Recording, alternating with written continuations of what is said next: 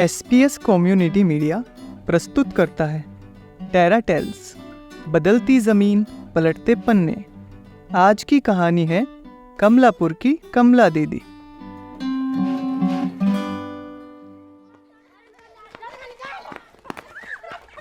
जब मैं छोटी थी मेरे माँ बाप भी बहुत उसमें थे, गरीबी हालत में, और ना ही खाना ढंग से मिलता था, ना ही कपड़े मिलते थे उसमें।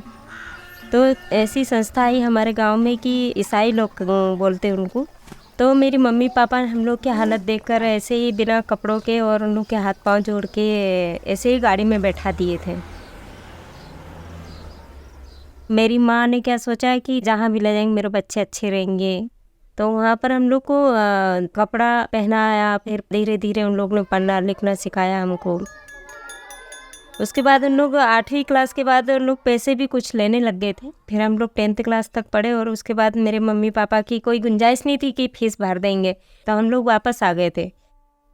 फिर रायसेन ज़िले से मेरा पियर था, वहाँ से मैं यहाँ आई थी बुआ के यहाँ। तो यहाँ से मेरी बातचीत करके ने इनके साथ शादी कर दी। नई नई शादी हुई तो मुझे तो कुछ भी नॉलेज नहीं था। इन लोग बाढ़ बोते थे, बाढ़ कैसे छीलना, कैसे क्या करना है।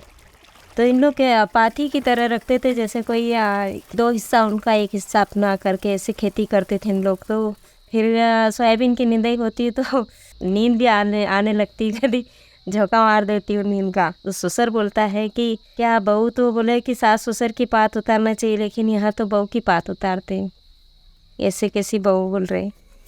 फिर भी रात को बाढ़ निकालने जाते, बाढ़ जैसे गुड़ निकालते हैं तो उसमें आग झोंकना। तो रात भर हम पति पत्नी दोनों जाते हैं तो आग झोंकते, गुड़ की भेली निकालते थे, रात भर बैठ जाती थी।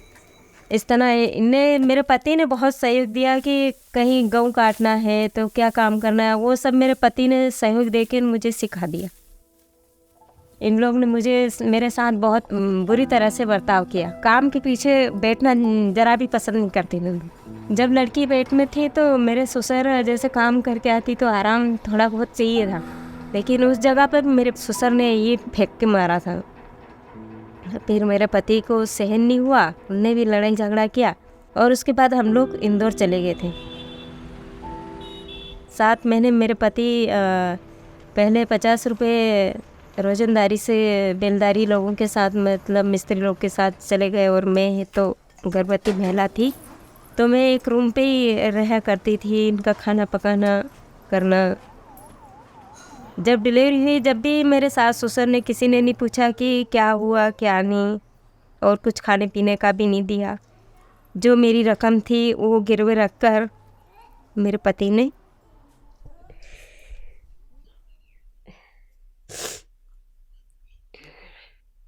भैया पिछली बात आती तो रोना आ जाता।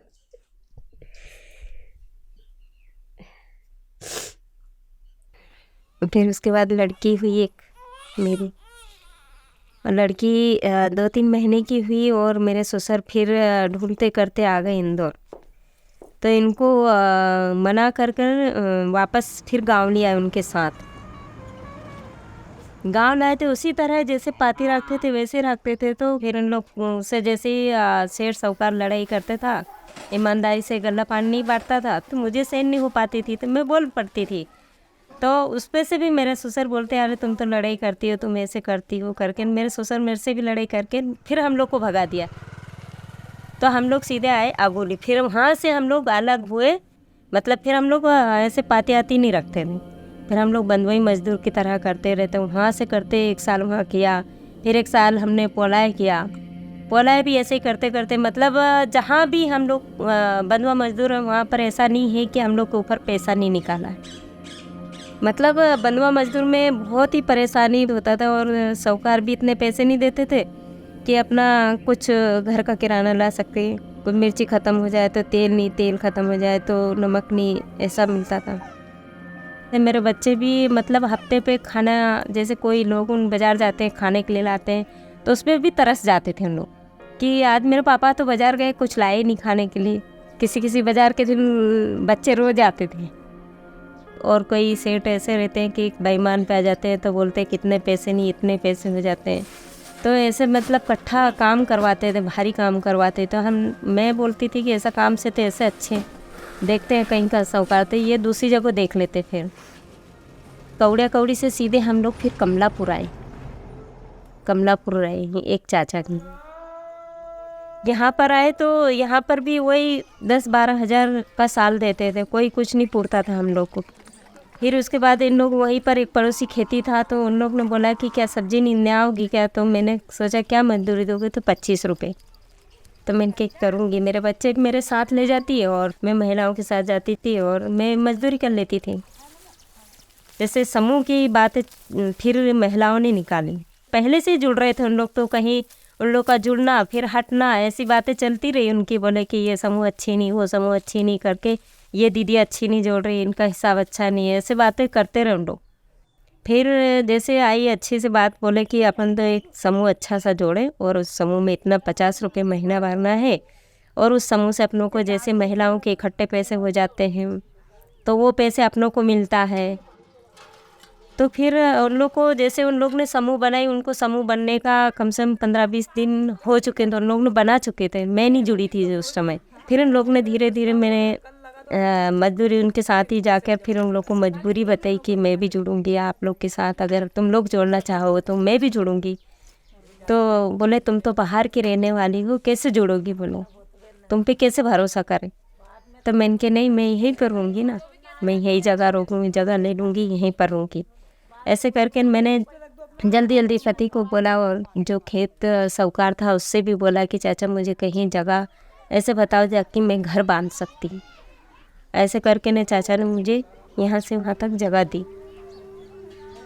तो फिर मैंने महिलाओं से बोला, मैंने क्या एक दीदी से पूछना और बोलना कि मैं जुड़ना चाहती हूँ।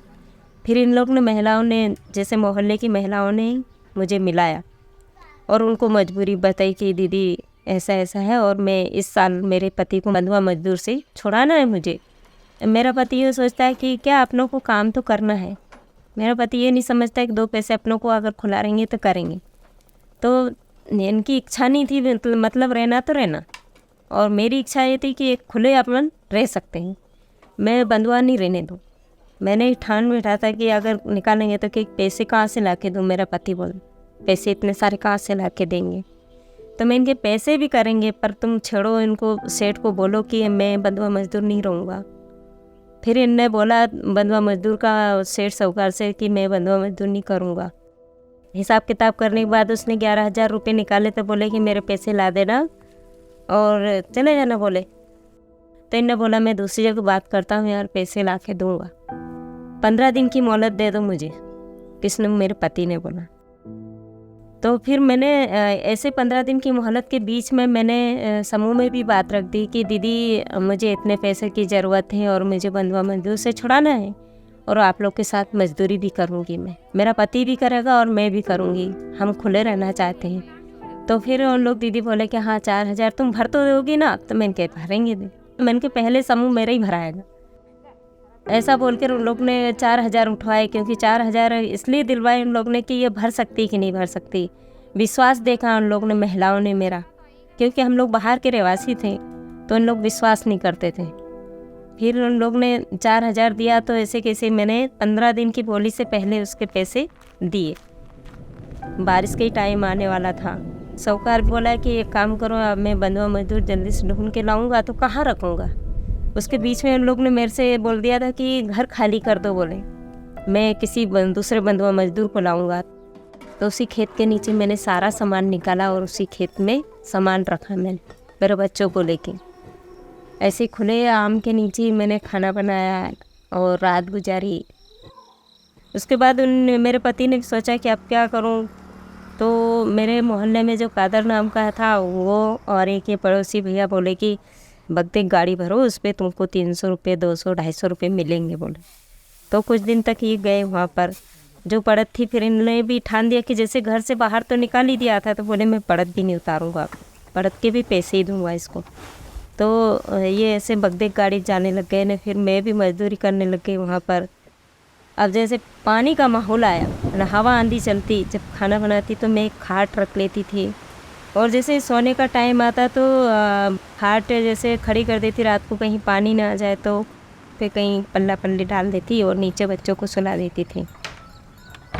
फिर महीना भर से अंदर अंदर हम लोग ने लकड़ी ढेली करी, जंगल भी जाकर, इधर दिन में तो काम करते, सुबह 5 बजे रात से जाकर जंगल जाते और लकड़ी ला ला कर भेली कर ली थी, इकट्ठी कर ली थी मैंने। इधर भी मुलाकात हो गई थी बच्चों को मोहल्ले में, तो मैं महिलाओं को बोल जाती थी कि मेरे बच्चों को ध्यान रखना। तो इन लोग खेलते कूदते जब तक हम लोग जंगल से आ जाते थे। ऐसे मैंने लकड़ी इकट्ठी कर कर ये जो जगह रुकी थी यहाँ पर मैंने और मेरे मोहल्ले वालों ने, इनने सब मेरा सहयोग किया। जो मेरे पास जैसे कुदावली नहीं, सांग नहीं खोदने को, गड्ढे भी कहाँ से काय से खोदूँ, तो सब मांगा दूंगा। सब ने कोई ने मना नहीं करा मेरे लिए, कि विश्वास बहुत हो गया था उन लोगों को। हर चीज़ मुझे मिली और एक अच्छा टापरा बनाया, तो उसमें भी डांडे खड़े करे, खमेली खड़ी करी, तो उसमें भी आकर खड़े हो गए उन लोग। उसके बाद धीरे धीरे मैं समूह में ऐसे 11,000 4,000 की किस्त उतार दी। फिर मैंने 7,000 फिर उठाए। पहले फिक्र मतलब इसी की करते थे हम लोग समूह की, कहीं तो देना नहीं, मुझे कर्ज यही उतारना था। फिर थोड़ा बहुत गुजारा घर के लिए कर लेते थे। जैसे हम लोग ये सोच के चलते थे कि जैसे अभी अपन बंधुआ मजदूर है, ऐसे खाओ थोड़े दिन, ऐसे करके हम लोग थोड़ा थोड़ा सामान ला के खाते पीते रहे और उसका कर्ज हमने चुका दिया। फिर उसके बाद अच्छी तरह से मैं समूह में जुड़ी। तो मुझे समूह में सबसे पहले तो मैंने चद्दर खरीदा, फिर दीदी ने मुझे किराना भी दिया, सामान दिया, घर का किराना सामान सभी महिलाओं ने उठाया था, मैंने भी उठाया। गैस टंकी का आया, लकड़ी पत्री कहाँ से लाया तो गैस टंकी भी उठाई। जब जब कुछ आया, जो भी आया समूह में, वो मैंने फ़ायदा लिया। इस तरह मेरे समूह का बहुत अच्छी तरह से लाभ हो मुझे समूह से। और पिछले 10 साल से समाज प्रगति सहयोग के नीम प्रगति समूह की सदस्य हूँ। फिर मैं भी जैसे समूह में बैठती और बाहर से बहुत सारे भैया लोग आते, तो बस ऐसी जानकारी पूछते रहते थे और मैं बताती भी रहती थी। और रहनुमा दीदी भी मुझे अच्छे से बताती कि दीदी ऐसा बोलना, कमला दीदी ऐसा करना। तो उनको सबको पसंद आ गया था, हाँ अच्छा लिखा पढ़ी कर लेती है दीदी और अच्छे से चल रही है दीदी। बस आप पशुपालन का, बकरा बकरी का एक समूह बनाओ बोले। तो मैं बहुत भागा दौड़ी कर रही थी और मेरी समूह जुड़ने वाली थी। और ताकि रहनुमा दीदी ने क्यों ना मुझे मितान का सोच कर, मितान क्यों नहीं बन जाती बोले। तो रहनुमा दीदी मुझे इतनी हिम्मत दी कि बोले कि एक मैं भी तो एक नारी हूँ बोले, बोलना अच्छे से सीखो, किसी से डरो मत, किसी से बोलो बिल्कुल तड़फड़ बोलो, एक डरना बिल्कुल नहीं। ऐसे करके रहनुमा दीदी मुझे हिम्मत दी। और जैसे मितान शुरू स्टार्टिंग में कंप्यूटर कैसे चलाना कैसे नहीं, मुझे कुछ भी याद नहीं था, तो बोले हम सिखाएंगे। तो साथ रही और साथ वो बताती, तो मुझे कुछ आधा लिखा पढ़ी करने के लिए मुझे देती, वो कुछ वो करती, तो ध्यान भी रखती थी मैं उसको। फिर ऑफिस में ले जाते तो ऑफिस में बैठा के मुझे कंप्यूटर सिखाती थी कि ऐसा चलाना, ऐसा करना, और इस महिला का इतना लोन है, इतना ये ब्याज है, इतना ये सब बताती थी। मतलब मैं मितान पद पे कार्य करती थी, तो उसके मुझे सैलरी मिलती थी। मैंने 8 महीने तक मितान पद पर काम किया। जब मैं मितान पद पर आई, महीने की 25 समूह की मीटिंग लेती थी। दिन में कभी 2 मीटिंग भी लेती थी, कभी 3 भी हो जाती थी। और उसी समूह बैठक में मैं जो भी लिखा पढ़ी होती या पैसे की लेन देन होती, तो मैं कंप्यूटर पे चढ़ाती थी। और जैसे महिलाओं की हर डायरी रहती है, हर डायरियों को कंप्यूटर द्वारा मैं उनकी एंट्री भी करती थी। बागली समिति मीटिंग में भी जाती थी बैठक के लिए, वहाँ पूरा टोटल बताना पड़ता था, महीने का रिकॉर्ड बताना पड़ता था। संघर्ष करती करती यहाँ तक पहुँची, आगे भी मैं संघर्ष करती रहूँगी। इस समूह के जरिए मुझे बहुत हिम्मत मतलब एक खुल गई है, ताकि कुछ भी आए तो मैं हिम्मत नहीं हारूँगी।